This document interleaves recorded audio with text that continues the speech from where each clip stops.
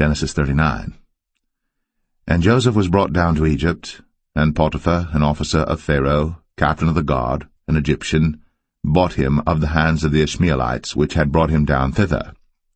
And the Lord was with Joseph, and he was a prosperous man, and he was in the house of his master the Egyptian.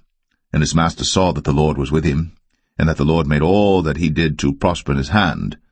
And Joseph found grace in his sight, and he served him, and he made him overseer over his house.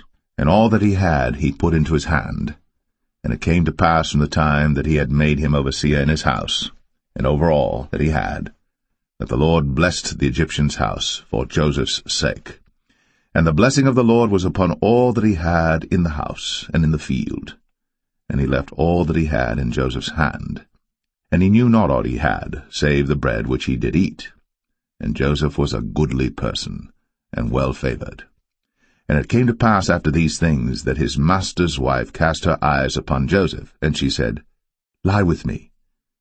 But he refused, and said unto his master's wife, Behold, my master wotteth not what is with me in the house, and he hath committed all that he hath to my hand. There is none greater in this house than I, neither hath he kept back anything from me but thee, because thou art his wife. How then can I do this great wickedness and sin against God? And it came to pass, as she spake to Joseph day by day, that he hearkened not unto her, to lie by her, or to be with her. And it came to pass about this time, that Joseph went into the house to do his business, and there was none of the men of the house there within. And she caught him by his garment, saying, Lie with me. And he left his garment in her hand, and fled, and got him out. And it came to pass, when she saw that he had left his garment in her hand, and was fled forth, that she called unto the men of her house, and spake unto them, saying, See, he hath brought in an Hebrew unto us to mock us. He came in unto me to lie with me, and I cried with a loud voice. And it came to pass, when he heard that I lifted up my voice and cried, that he left his garment with me, and fled, and got him out. And she laid up his garment by her, until his lord came home.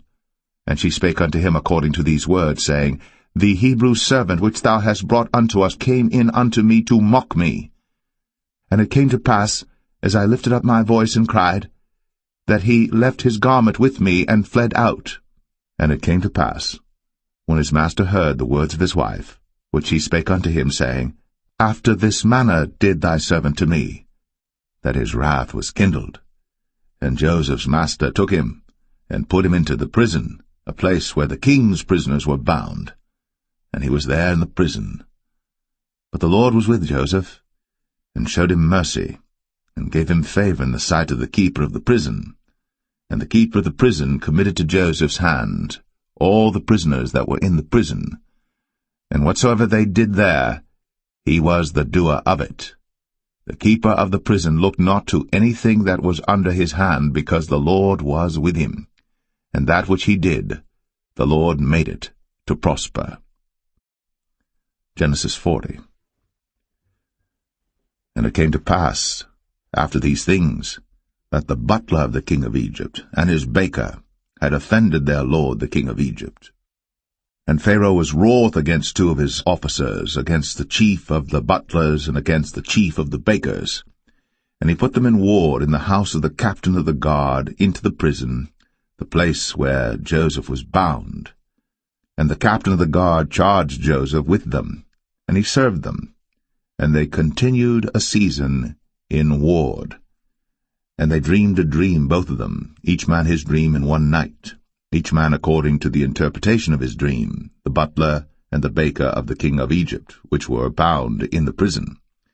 And Joseph came in unto them in the morning, and looked upon them, and behold, they were sad. And he asked Pharaoh's officers that were with him in the ward of his lord's house, saying, Wherefore look ye so sadly today? And they said unto him, We have dreamed a dream, and there is no interpreter of it.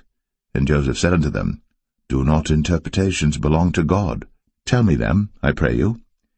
And the chief butler told his dream to Joseph, and said to him, In my dream, behold, a vine was before me, and in the vine were 3 branches, and it was as though it budded, and her blossoms shot forth, and the clusters thereof brought forth ripe grapes.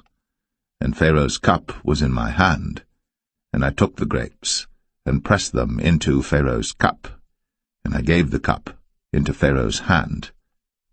And Joseph said unto him, This is the interpretation of it. The 3 branches are 3 days. Yet within 3 days shall Pharaoh lift up thine head, and restore thee unto thy place, and thou shalt deliver Pharaoh's cup into his hand, after the former manner when thou wast his butler. But think on me when it shall be well with thee, and show kindness, I pray thee, unto me, and make mention of me unto Pharaoh, and bring me out of this house. For indeed I was stolen away out of the land of the Hebrews, and here also have I done nothing that they should put me into the dungeon. When the chief baker saw that the interpretation was good, he said unto Joseph, I also was in my dream, and behold, I had 3 white baskets on my head, and in the uppermost basket there was of all manner of bake meats for Pharaoh, and the birds did eat them out of the basket upon my head. And Joseph answered and said, This is the interpretation thereof. The 3 baskets are 3 days, yet within 3 days shall Pharaoh lift up thy head from off thee, and shall hang thee on a tree, and the birds shall eat thy flesh from off thee. And it came to pass, the 3rd day, which was Pharaoh's birthday, that he made a feast unto all his servants, and he lifted up the head of the chief butler and of the chief baker among his servants.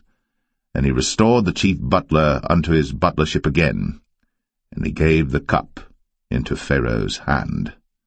But he hanged the chief baker, as Joseph had interpreted to them. Yet did not the chief butler remember Joseph, but forgat him.